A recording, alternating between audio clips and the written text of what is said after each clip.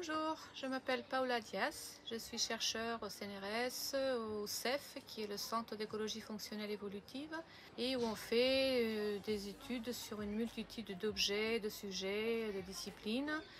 On a des programmes de recherche qui vont du gène à la baleine ou de la bactérie à l'éléphant, comme on dit, et aussi sur toute la planète. Donc il y a des études depuis l'Arctique jusqu'à l'Antarctique, en Guyane, en Afrique, etc. À la Fête de la Science, je propose un atelier qui s'appelle Une mésange passe, qui est axé surtout sur les études de mésanges, comment les étudier dans la nature, qu'est-ce qu'on en fait, comment on fait, à quoi ça sert, et comment transmettre tout ça à des petits et des grands. Dans l'atelier Une mésange passe, j'essaie d'expliquer un peu comment on étudie les mésanges, qu'est-ce qu'on peut en faire, à quoi ça sert, comment on s'y prend et comment on peut expliquer ça et le lien avec d'autres choses. Donc les mésanges, en fait, on ne s'intéresse pas aux mésanges que pour la mésange, c'est mignon mais ça ne suffit pas. En fait, on étudie tout l'écosystème, toute la chaîne trophique. Parce que les mésanges mangent des chenilles qui mangent des feuilles, donc on étudie la chenille, l'arbre. La mésange est mangée par des prédateurs, par des rapaces ou des serpents ou autres, donc on peut étudier aussi les prédateurs.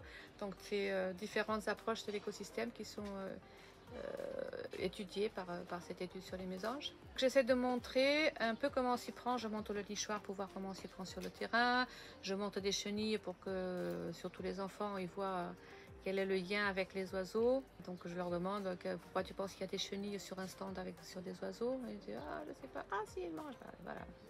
Donc le CEF est un laboratoire qui a un poids scientifique considérable, mais ça ne suffit pas. Et une approche qu'on essaie de développer en ce moment, c'est quand même de communiquer sur ce qu'on fait.